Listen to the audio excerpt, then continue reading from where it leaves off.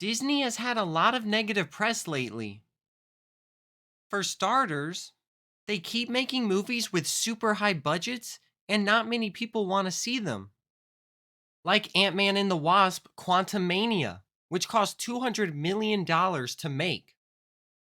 Why are you spending $200 million on an Ant-Man movie? And with all that money, you still made MODOK look like this? What the hell is even that? You also have Indiana Jones and the Dial of Destiny, which cost a whopping $300 million to make.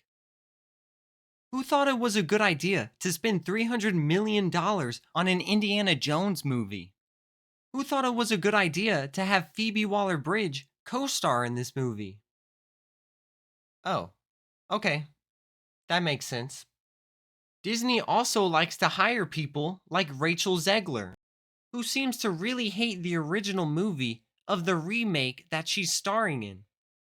I mean, the original cartoon came out in 1937, and very evidently so. There's a big focus on her love story with a guy who literally stalks her. Yeah. Weird, weird.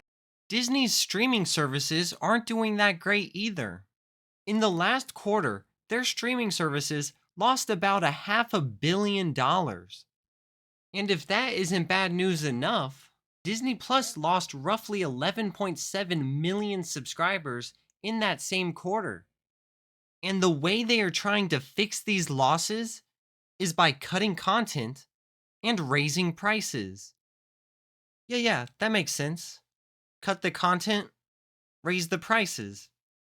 I'm sure people are gonna love that, as much as they love traffic and paper cuts. And Disney World isn't as crowded as it used to be. Part of that is because the food and ticket prices have increased exponentially over the last few years. I call it Mickeyflation. Others call it expensive food and tickets. To each their own. Another reason for the low attendance might be because there are men wearing dresses who work there. It is Halloween season. Maybe they're just trying to scare the kids. All of this negative news is affecting their stock price. And most recently, they hit their lowest stock price in nearly a decade. If you want to know how far their stock price has fallen, Disney went from their all time highest closing price at $201.91 on March 8th, 2021, to August 24th stock price of $82.47. Now, I'm not an expert in stock prices, but I am an expert in first grade math. And I know that 82 is a lot less than 201. I also know that that's not good news for Disney. But the biggest question is, can Disney turn this ship around? They could, but they're going to have to look in the mirror and do something they never do: admit fault. Like Lightyear. Instead of admitting fault, the chief creative officer of Pixar said, "I think probably what we've ended on in terms of what went wrong is that we asked too much of the audience."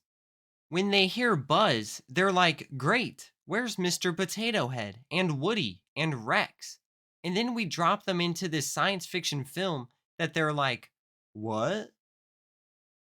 So, first of all, we didn't hear Buzz, we heard Chris Evans. Hashtag not my Buzz Lightyear. And in Pixar's mind, they think the audience is stupid. They think they heard Buzz and said, "That's cool. Wait, where's Mr. Potato Head? Where's Woody? Where's Rex? Where are the other toys? I do not understand." Pixar blames the audience instead of saying, "Well, maybe we shouldn't have made a movie about a movie that Andy saw that led him to buy the Buzz Lightyear toy in the movie Toy Story." So, yeah, admitting your mistakes is a good way to start. But that's just step one. The next step would be to change and fix those mistakes. It's a long process that Disney has yet to start. And if they haven't started it yet, with the stock price as low as it is and all the bad press they've been getting, it's probably going to be a while before Disney starts to turn this big ship around.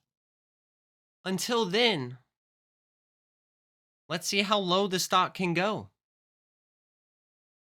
Well, what do you think about Disney stock closing at its lowest price in nearly a decade? Let me know in the comments. If you enjoyed the video, please like and subscribe. I'm Running Man, and I'll see you next time.